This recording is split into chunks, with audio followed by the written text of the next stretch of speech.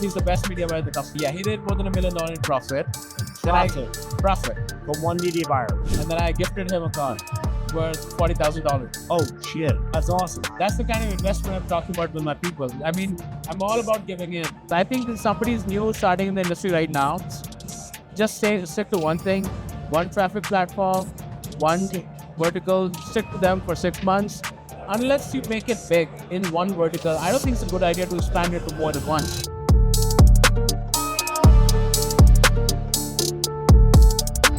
Hey guys, real quick, I want to give a shout out to our sponsor, Ringba, the #1 call tracking platform. If you haven't already, make sure to get the pay-per-call revolution if you want to learn what all the excitement is about pay-per-call. What's going on, everyone? I have a very special guest here, Vipul from AdSparks. Thank you for joining me, my man. Thank you for having me, brother. We're finishing up not just a couple nights in Ibiza without much sleep, but now a couple nights in Budapest with a little bit more sleep. A little bit more sleep, yes. How's these shows been for you back to back? Very aggressive. I think Ibiza was the worst in terms of the work, but it was amazing in terms of the fun. I think this industry is great. Like once in a while, you got to have those moments where you get to enjoy and hang out with the people, because maybe you just don't do business, but it's just fun. And coming to Budapest, my first time, I like the place. The show is pretty massive, but at the same time, I think there's so many amazing people, and every time I've been to any of these shows, I think it's just more inspiration for me. Yeah, and you've been doing this for a while, like we say, like almost 15 years.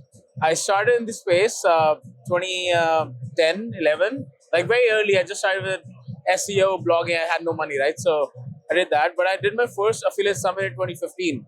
So I went to Vegas, 2015 January. That was my first affiliate show, and back in those days, I was doing more adult and dating. And there used to be this conference called Internext that happens in Vegas.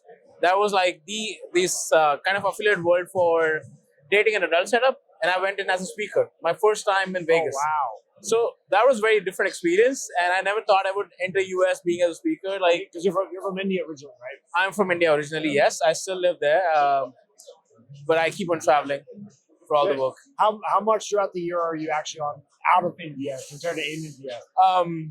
Almost every other month. So 7 to 8 times a year. But it's like back in the days, it was when you're just beginning to travel, you want to have more fun, you want to travel, you want to look into more cities. Not anymore. Now I'm like, go to the shows, probably stay an extra day and come back. That's it. You want to focus because you know the value of like having that time, right? Focus is one, but more than focus is more to do with like what I mean. I have so many things to do back home.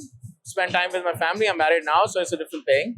And then at the same time, I have a big team, big office. Like there's so many people in the office. So I want to just make sure that, you know, I'm spending time with them. They have the right resources to scale. And I'm just doing business, you know, because back in the days when we started, there was only 2 shows. Affiliate Summit East, Affiliate Summit West. Now they're like 20 shows a year, and you just cannot manage everything, right? How big is your team today? I mean, all my businesses, probably 200 people. But the media business, what I do, this is like what we're talking about here is probably 85 people. 85. And what's the majority of those people's roles? So we have about 35 media buyers. We have 15 people in technology. So we're building our own in-house automation platform for media buying for affiliates. Because I honestly believe like affiliates or media buying would be no more a thing in the next 2 years. It all would be probably somebody's a creative strategist or a media analyst. Somebody who can read data. That's it. That's the entire job. I mean, what do you do like as media buying? Do you increase budgets? What do you call media buying? I mean, robots or systems or AI or machine learning, they can do those jobs pretty better than us, right? So once you feed them enough pointers, I think it's super easy on those sides. So that's what we think, and that's why we are heavily investing into technology right now. And then we have probably 12, 30 people in creatives, some editors, some copywriters, some social media folks, HR. I mean, the whole setup you can think of. Like, and then we have managers, what every typical company would have, administration people, whatnot. So going back to that first show in the US, Yes. to today, what were some of like the key moments for you to get to this point where you have this level of success and this size of a team with it? So the first time I was in US, honestly, I was nervous. I had no connections. I never knew anybody. And back in those days, like we didn't have these communities. Like now we have communities, meetups. Like it's a very normal thing. Back in days, like was like online marketing was just forums. Like there was Digital Point Forum, Wicked Fire, Warrior Forum, STM. Like everything was just that. So I mean, you would make digital connections on forums, but when I went to US, I had no connections. I was just wanting to be in some of the good rooms and would regularly apply on all the meetups or parties. And some of them I would get in, most of them I would not get in. Now I'm like, I mean, people invite me, so I don't have to go there, like pitch anybody. I'm very casual on the show. My team is here, they're working. I almost know all the top guns, really good people.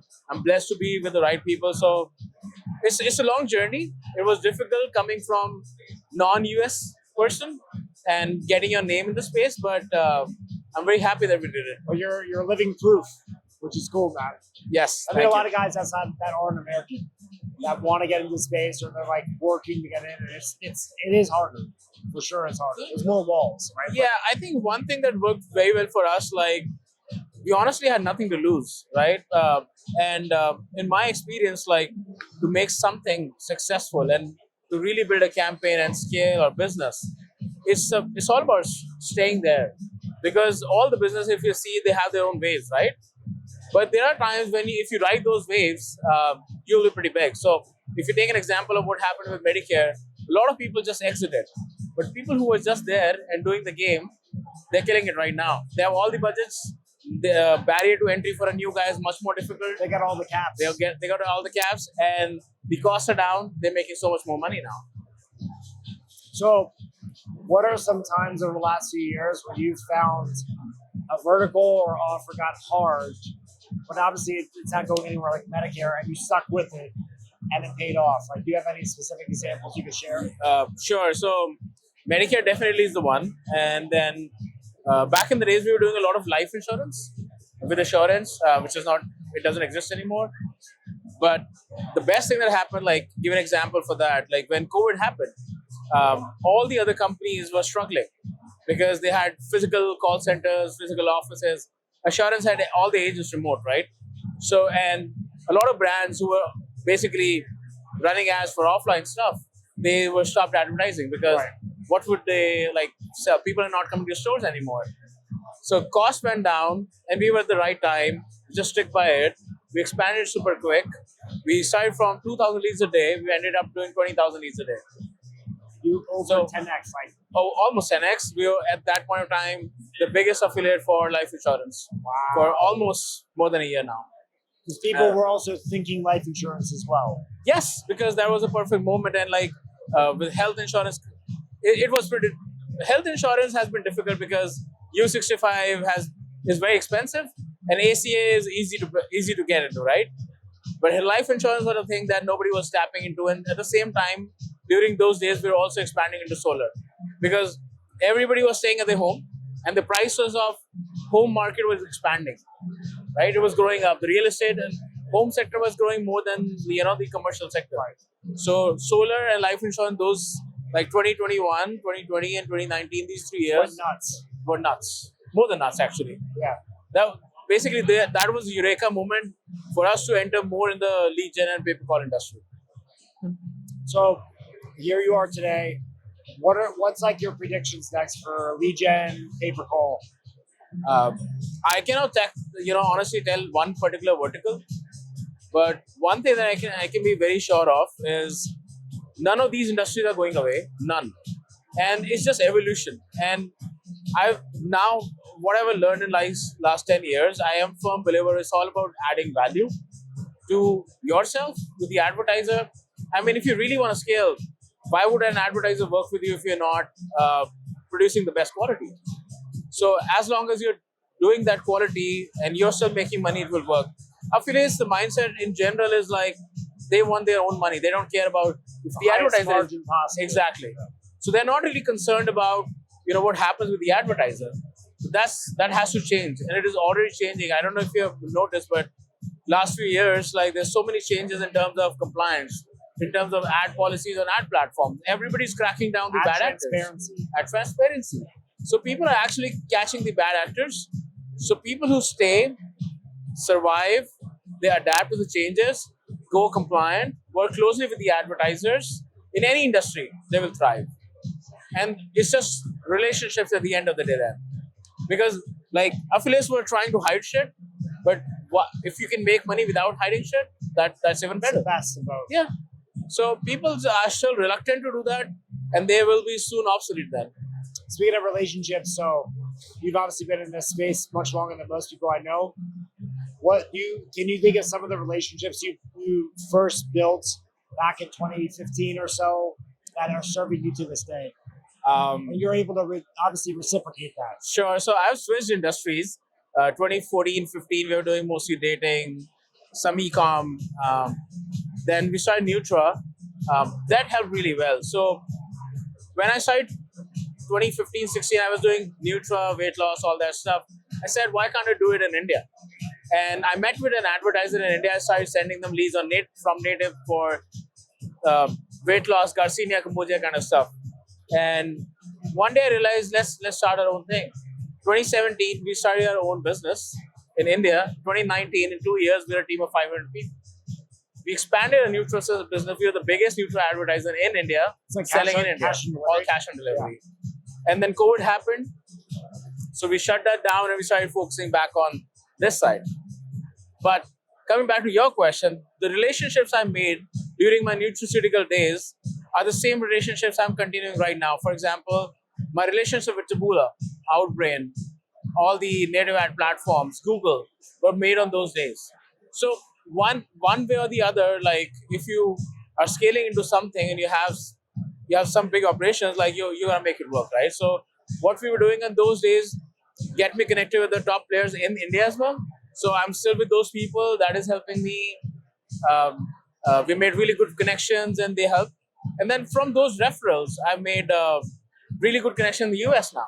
So I don't know who connected with me with Carter, but Carter is the one who actually got me into pay-per-call industry. It's so crazy, funny story. I was just running Medicare ads and mostly lead gen. And I was talking to him, if you want to call, and he said, dude, I'm doing pay-per-call. It's doing amazing. I'm doing 100% margins. And this is 2022, end of October. I said, okay, if you're saying that, let me just try. And I just started trying it. And in 2 weeks, I was hitting 200K a day in rev. In 2 weeks. And then we expanded to like, some days we hit 250, 300K as well. Those were amazing. And that's how I got into pay-per-call. Otherwise, I was all lead gen. This is all 2022. So that's how, like, one good tip, one good connection, one good idea, it changes everything. What are some tips you have for affiliates that are just getting into this, or they've been in it for a while and they want to evolve and keep growing? So over the years, we have done almost every business that affiliate has possible. Content arbitrage, search arbitrage, we're still doing it. VSLs, lead gen, pay-per-call, dating, app installs, almost all the verticals. But one thing that we have really found is unless you stick to one vertical, you cannot really scale it out big. Affiliates tend to come to these shows, get distracted. Hey, they're making money with search arbitrage. Hey, they're making money with X thing. So, they can tend to like really change their verticals. I think if somebody's new starting in the industry right now, just stick to one thing, one traffic platform, one vertical, stick to them for 6 months. If you really cannot make it work, then move to second. But unless you make it big in one vertical, I don't think it's a good idea to expand it to more than one. Because once you scale something from zero to a certain standards, then you have that confidence as well in you that I can kill it. I can scale it again. I can do it again. So that experience for yourself is very critical. And in the end, it's all about what you think and how you think. And so I started thinking about what would I need to expand my business? Do I need so many more people? Do I need so many more verticals? No. Just in Medicare, I can build $100 million company, right? So why do I need to do 10 verticals? So why, I hear this. I've had this conversation with a lot of big affiliates the last week, right? These Yeah. right here. So why not just focus on one? Why even bother testing other verticals? Multiple things. Doing small volume and some profit in more verticals is easier than scaling and being the best. So imagine I'm doing Medicare and I'm north of 100 mil. Like staying there, sustaining that in itself is very, very difficult, right? And being the top up there, people are always copying you. They're trying to bring you down. There's so many other things that those kind of things are happening. So it's difficult to being on the top, and it's just so much easy to start something new, and because all you want to do is get $5,000, $10,000 a day in profit, which is fairly easy. And then it also gives you a kick. Some people have this thing that when they crack something new, they get a kick. It's probably a dopamine thing, I would say. I've been there, honestly. I'm saying all this right now, but I've been that kind of guy who has been jumping and doing a lot of verticals at any given point of time. Oh, this is making money, let's do this. This guy making millions with this, let's do this. So especially after a show like this. Especially after like show like this, it is very distracting. But now that's why I do less meetings now, and I'm like, I spend time with people I want to meet, and I actually don't even come to the show. I'm like, you want to meet me and you want to do real business? Let's book a conference room outside the show. Let's take the time. Let's take the time. Let's book in for half a day, 4 hours. Let's really settle down and really discuss how we can expand together next year. That's what I want to do. So, like, this is like speed networking. I don't want to do this anymore, honestly.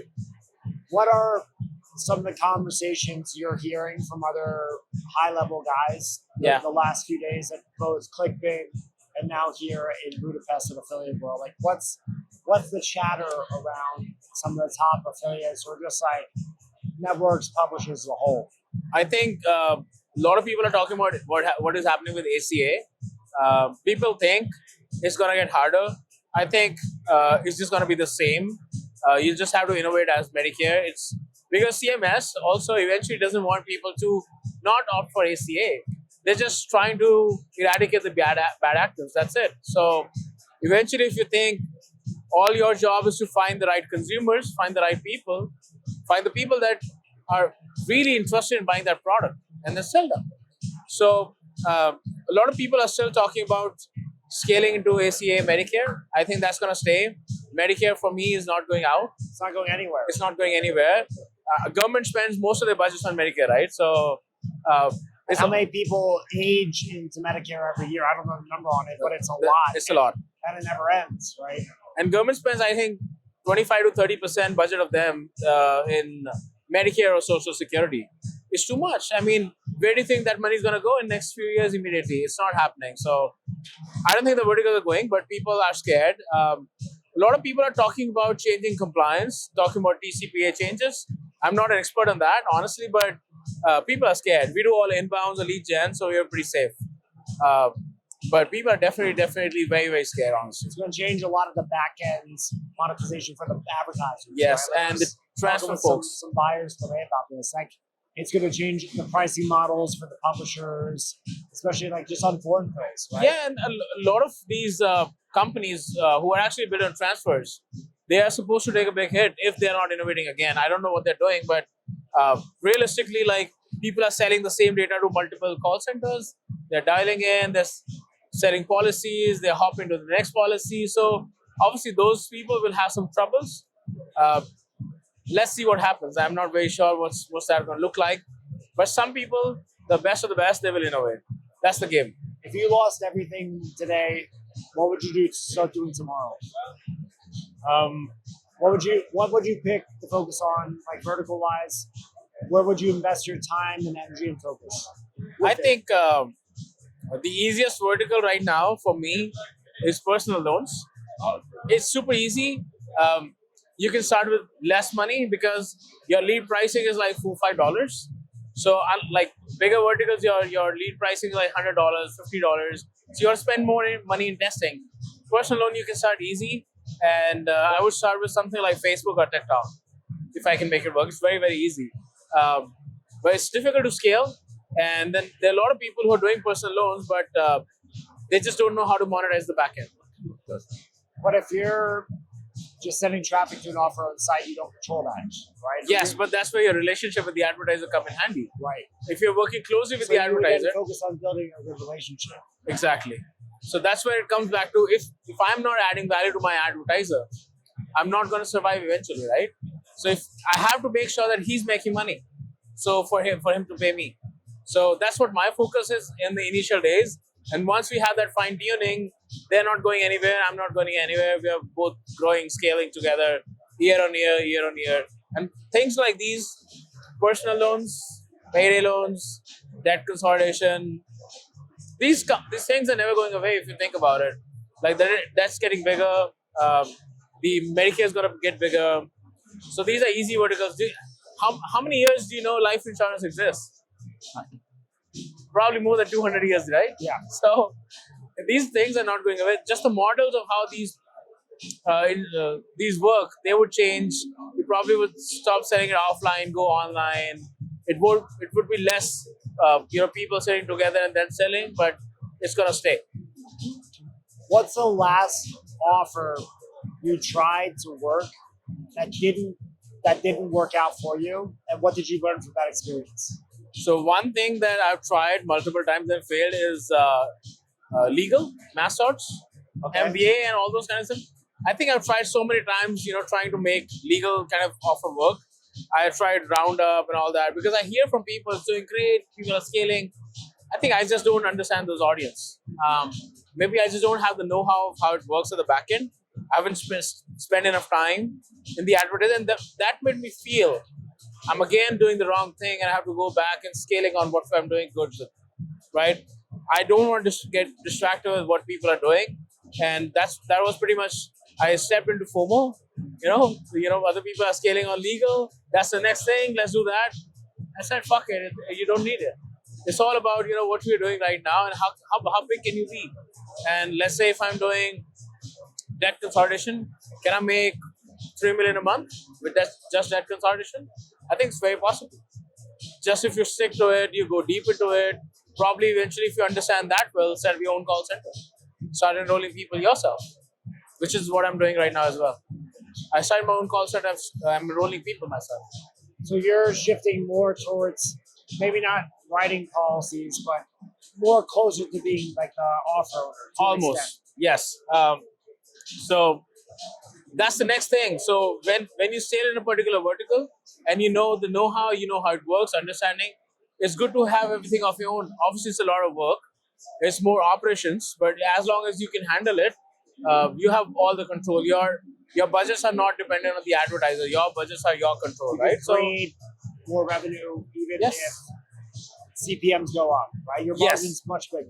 And those businesses are eventually sellable, right? I mean, can you buy my company today? Like I'm running all affiliate. I have a big team, yes, but I have massive revenues. But what do you do with that? Like, if you remove me out of the company or some of my top people, like it doesn't even exist, right? So that's the problem. Like, but if I have my own product, I'm writing stuff, I'm writing policies, and I have SOPs. Somebody can buy a call center, somebody can buy a process, somebody can buy a product like that.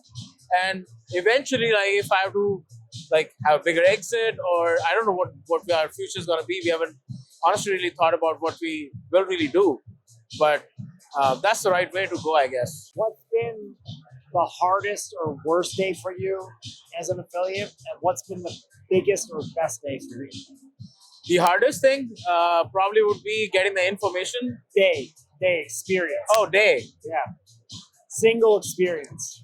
And it could be like maybe when you were still at a smaller scale and you had a negative day, whatever. It doesn't need to be like your biggest loss. Yes. So my worst thing that I experienced in one day was I went in a call with this advertiser. I cannot name it. And we were having great conversations about working together. Later, I figured out that guy just wanted to figure out what I'm doing and whom I'm working with. And next morning, he sent an email to everybody and blacklisted me. And I'm like, what? And I'm like, because they basically, a lot of people were running aggressive shit. They had to find somebody they can pin on.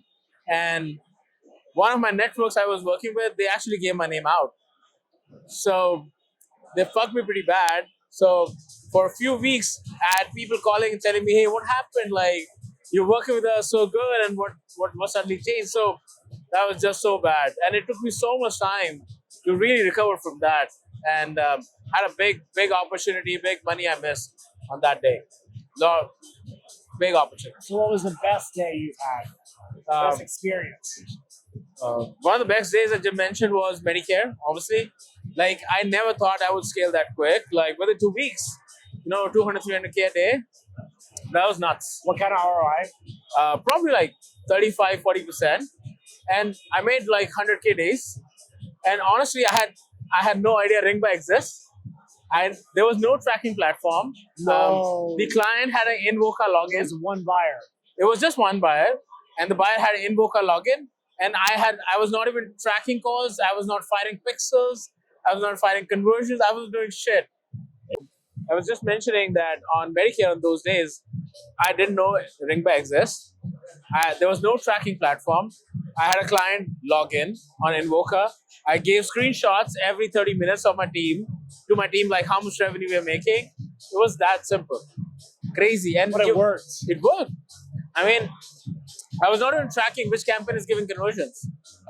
As long as I was just monitoring my click to call, that's it. As long as my click to call is less than $10. If only you could do that today. Yes, If only. those were honestly the great days. Honestly, every industry has those days. Like back in the days, if you think like 2011, 12, Facebook was easy. You could cloak the shit. People were doing all that blacker stuff. They were spending 100K a day, making 300K a day on blacker stuff.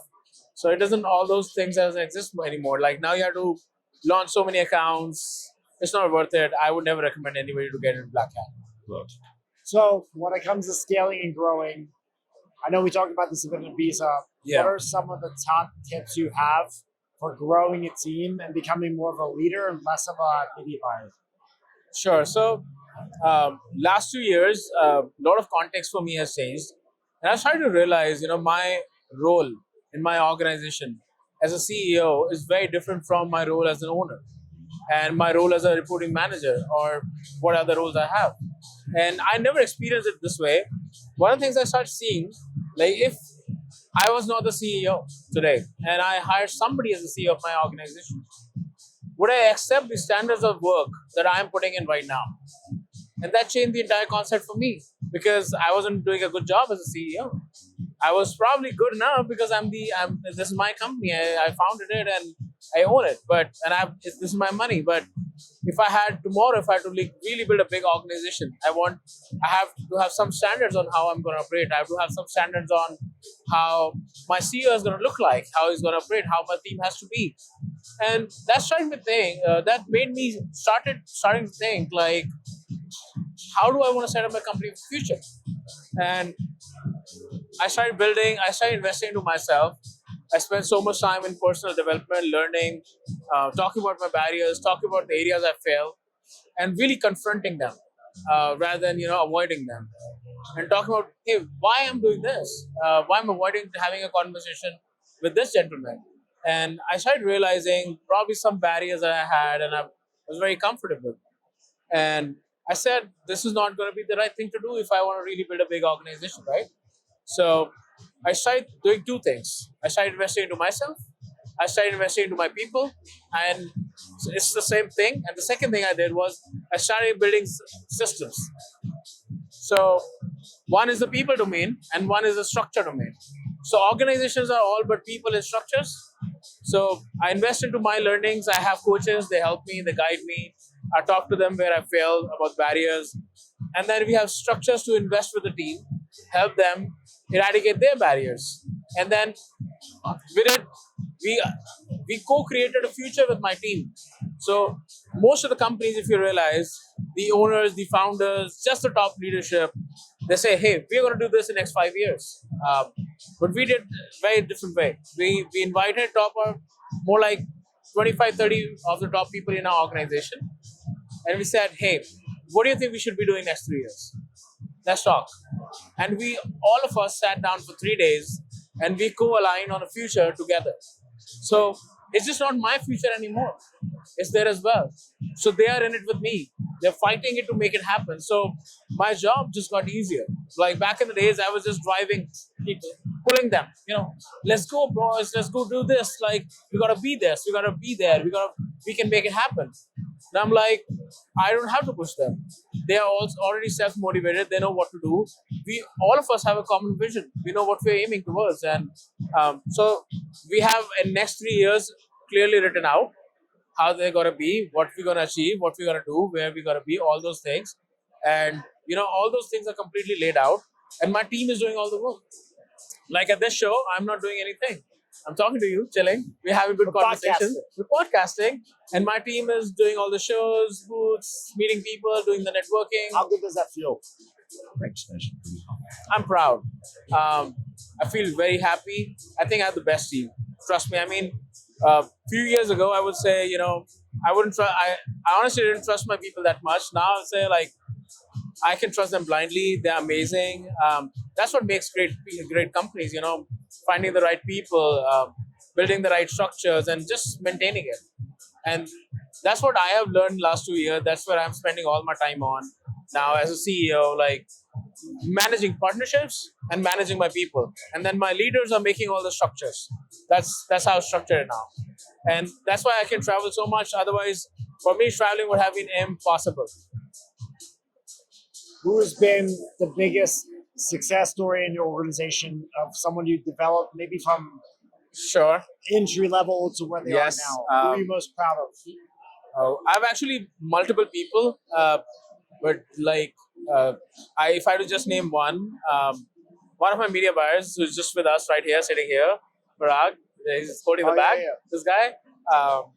So he came in. His background, he's from American Express, so he had no background of the fucking industry, and then he came in as he started media buying.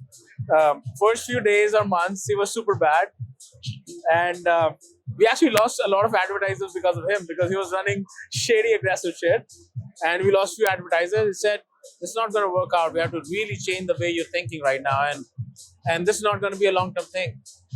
And then he started working very, very hard, and then next 2 years, he's the best media buyer in the company. He did more than multi-million dollars in 1 year in profits. Profit. From one media buyer. Yeah, he did more than $1 million in profit, and then I gifted him a car worth $40,000. Oh shit, that's awesome. That's the kind of investment I'm talking about with my people. I mean, I'm all about giving in. What was his reaction when you did that? Very happy. Obviously, like he drives that cars, he comes in that car in the office, and honestly, that has inspired a lot of other media buyers in my company. Like in India, if I imagine $40,000 car to somebody, it's big. Like most of them cannot even achieve it like easily. Yeah. And this is outside of the incentives that you got. Like incentives are different. This is the bonus.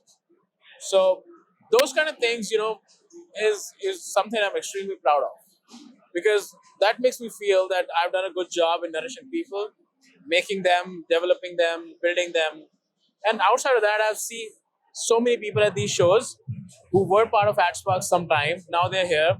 They're running their own ships. They're doing well as well, and people know them, and they're very happy. And so that is another thing that I've done very well. Like really trained people well. So eventually, if they left, they did their own thing. They're making it work. I'm very, very happy about that too. What's a final piece of advice or general tip you want to give to people listening in the industry? I think the final piece, the only thing that I would say is share information, add value. This entire industry is all about helping each other. And not just this industry, I would say every industry, but I think in our space, like a lot of people who stay close and they're not open to share, they think if I tell them my secret, he'll take it everything and I'll lose my money. I think that's very narrow mentality. This industry, there's so much potential. Even if I tell you who my biggest advertisers are, now it's about you, how much work you put in to be there, put in time, and scale those relationships. Still need the relationships. You still need to work, right? It's not going to be like an overnight thing where you just know. Like if I tell you like who are my top players, who are my top media buyers, who are my top advertisers, it's not like you can copy anything tomorrow. everything is open in the world right now. You can see all the ads and ad transparency, as library. The insiders are also giving information, right? So it's readily available. So, but it's if you don't share, if you don't talk about your problems, if you don't have a circle of people who look up to you, who will help you, and if you're not surrounded by people who are gonna like really motivate you to be a better person and grow tomorrow, then I don't know what you're doing, frankly. Your people around you has to motivate you, inspire you, also sometimes tell you, dude, stop your bullshit. So if you're not around those people, I don't know what you're doing. Well, how can people learn more from you, connect with you? So easiest is email or WhatsApp. My email is vipul at adsparks.com, adsparks.com. So once you email me, we'll set up a call, meet, talk. That's the easiest. Or otherwise, find me on these shows. I'm almost at every show. Well, we'll link back to everything. Make sure people get a hold of you, and thank you for Thank you. everything Thank you shared. for having me. Oh, it's been a pleasure, man. Thank you. Thank you so much.